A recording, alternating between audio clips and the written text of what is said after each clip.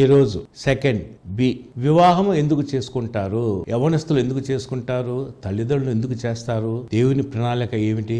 వివాహ లక్ష్యం ఏమిటి? ఒకటి, వివాహం ఎందుకు చేసుకుంటారు, లక్ష్యం ఏమిటి అని ప్రశ్నిస్తే నేటి యవనస్తులు రకరకాల సమాధానాలు చెబుతున్నారు. వివాహానికి సంబంధించి ప్రస్తుత యువతలో చాలా మందికి ఉన్నతమైన నైతిక ప్రమాణాలు ఉన్నాయి. ఇది చాలా మంచి విషయం.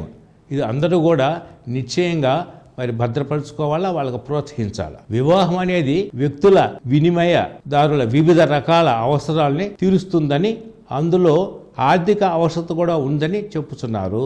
చాలా మందికి సరైన తగిన కారణాలు, సమాధానం, జవాబులు తెలియదు.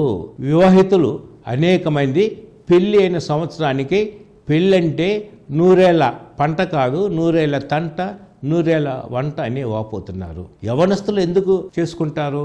యువకులు ఎందుకు చేసుకుంటారంటే ఇంటి పనులు చేసేందుకు, జీవితంలో తమకు తోడు కావాలని, జీవితంలో స్థిరపడుటకు, సుఖభోగాలను అనుభవించడానికి, వ్యక్తిగత అభివృద్ధికి, శ్రేయస్సు కొరకు వారు వివాహం చేసుకుంటారు. మరి యువతలు ఎందుకు చేసుకుంటారంటే ముఖ్యంగా ప్రేమ, ఆదరణ, భద్రత, రక్షణ, పోషణ కొరకు వివాహం చేసుకుంటారు. ఇరువురికి కూడా సమాజంలో భద్రత ఉన్నది, ఆదరణ, ధైర్యము, గౌరవము, గుర్తింపు కొరకు చేసుకుంటారు. కొంతమంది తల్లిదండ్రుల ప్రాబల్యం నుంచి తప్పించుకోవటానికి, తల్లిదండ్రుల ఒత్తిడి వలన విడుదల కొరకు వివాహం చేసుకుంటారు. కొంతమంది సంతానం కొరకు, దేవుని యొక్క బిడ్డల్ని మరి పెంచడానికి తల్లిదండ్రులు చేస్తున్నారు కనుక, వయసు వచ్చింది కనుక మరి లైంగిక సంబంధానికి లభించే అనుమతిగానే అని భావించి వివాహం చేసుకుంటారు. శారీరక వాంఛలు, కోరికలు తీర్చుకోవటానికి అని కొంతమంది, అప్పులు తీరుతాయని మరి కొంతమంది, ఈ విధంగా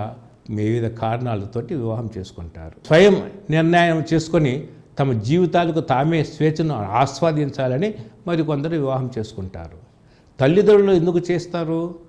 తమ బిడ్డలు జీవితంలో స్థిరపడి అభివృద్ధి చెందాలని, వారి సుఖ సంతోషాలకు తమ బాధ్యతను పూర్తి చేసుకోవడానికి, కొందరు అప్పులు తీరుతాయని, అవసరతలు తీరుతాయని వివాహం చేస్తారు. మరి కొందరు తమకు వారసులు కావాలని, కొంతమంది బిడ్డల ప్రవర్తనని మార్చుటకు వివాహం చేస్తారు.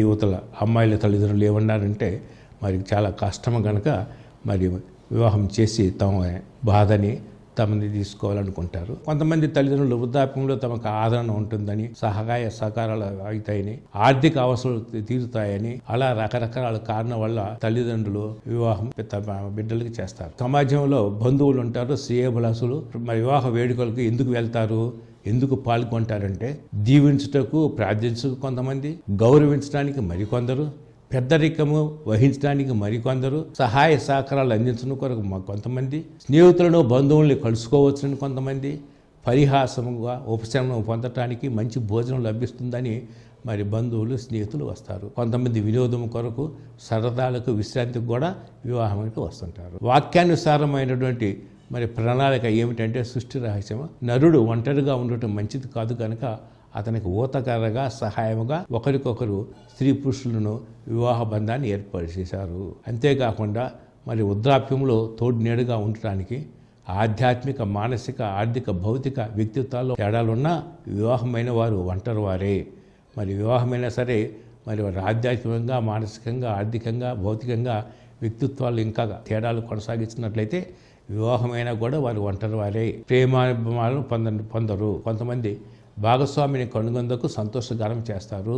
వ్యక్తిత్వం పరిపూర్తి గావింపబడుతుంది. వివాహంలో తృప్తిని పొందుతారు.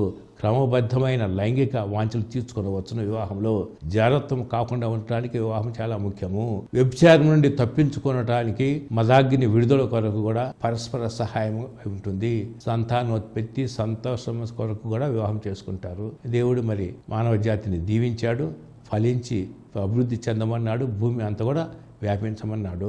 బిడ్డలను అండదండలుగా ఉండటానికి, తల్లిదండ్రుల ప్రేమాభిమానాలు పొందడానికి వివాహం చాలా అవసరము. వ్యక్తి వికాసం కొరకు, అభివృద్ధికి, శ్రేయస్సుకు మరి వివాహం ద్వారా జరుగుతుంది. మానవ జీవితము దేవుని ఇతర వ్యక్తుల ఐక్యమత్యంతో ముడిపడి ఉన్నది. మానవులకు చాలా మంచిది వివాహము. అంతేకాకుండా వివాహం అనేది దేవునికి నలుగురు కూడా ఇష్టము. ఎందువల్లంటే దంపతులు పొందిగా జీవించడం చాలా ఇష్టమైనది. దేవుడు తాను చేసిన సృష్టినంతా చూశాడంట.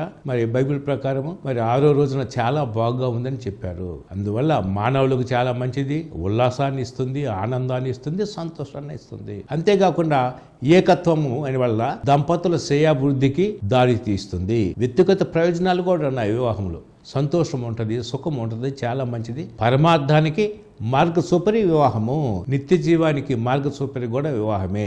మానసిక వేదాంతపరమైన కారణాలు ఏమిటని చూసినట్లయితే ప్రత్యేక స్నేహం కొరకు వివాహం కావాలా, ఒకరినొకరు పరిపూర్తి చేసుకుంటారు వివాహంలో, ఒకరిలో లేనిది మరొకరిలో ఉంటుంది. ఇదన్నీ కూడా మానసిక వేదాంతపరమైన కారణాలు. మానవ సంబంధాలన్నింటిలో వివాహ బంధము అతి ముఖ్యమైన, అతి సన్నిహితమైన, అతి క్లిష్టమైన శాశ్వత బంధము, తప్పుకోలేని సంబంధము, తప్పించుకోలేని బంధము, కుటుంబ వ్యవస్థకు మూలము, మానవ జాతి మనవులకు కూడా ఇది ఆధారం అన్నమాట. సాంఘిక పరంగా చూసినట్లయితే హక్కులు బాధ్యతల ప్రకారంగా చూసినట్లయితే సమానత్వంలో స్వేచ్ఛ కోసం స్వాతంత్రము, పరస్పర ఆధారము, పరస్పర బాధ్యత వహించుట, వారసులు వ్యక్తిగత కుటుంబానికి పునాది.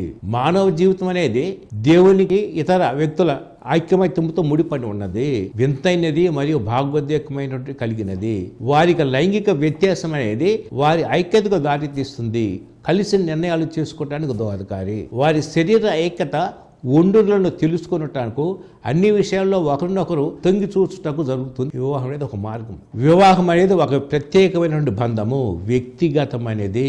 ఒకరికి ఒకరు వరముగా ఇచ్చుకుంటారు, ఇచ్చుట పోగొట్టుకుంటా కూడా ఉంటాయి. దైవానుగ్రహం వలన వివాహాన్ని మనం గ్రహించగలుగుతాము, కనుగొంటాము. వివాహం అనేది నిత్యానందము, అవిచ్ఛిన్నకరమైనటువంటి అమ్మాయిది. మరణమే దీనికి ముగింపు. మానవునికి సంతోషము, దేవుని సృష్టి కార్యముకు కొనసాగింపు. వివాహ జీవితం అనేది జగతి సిద్ధి కోసమే ఉద్దేశింపబడింది కానీ దానికి శాశ్వత సిద్ధి అంటూ ఉండదు.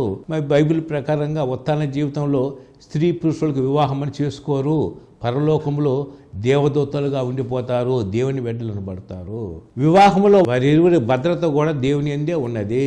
మరి ప్రభువు ఇల్లు కట్టని ఎడల కట్టువాని శ్రమ వృద్ధమే అని చెప్పబడుతుంది. అంతేకాకుండా ముప్పేటల పన్నిన త్రాడు సులువుగా తెగదు కదా. అంటే వివాహములో ముగ్గురు వ్యక్తులు ఉంటారు, దేవుడు, భార్య, భర్త.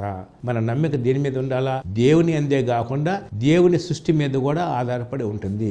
మరి ముఖ్యంగా చూసినట్లయితే వివాహ లక్ష్యం ఏమిటి అని అంటే ఆనందము, సహచర్యము, వారసత్వము, భద్రత ఉంటుంది, గౌరవము, రక్షణ, పోషణ, సంతృప్తి మొదలైనవన్నిటి యొక్క సమ్మేళనమే వివాహము. అయితే వివాహంలో ప్రాథమికంగా వాత్సల్యముగా ఏకశరీరులగుట, ఒకరినొకరు అంకితం చేసుకున్నటే వివాహము. ఇటువంటి మంచి ఉద్దేశాలు, లక్ష్యాలు ఉండబట్టే మరి మానవ జాతి వివాహ అంతస్తులో ప్రవేశిస్తున్నారు.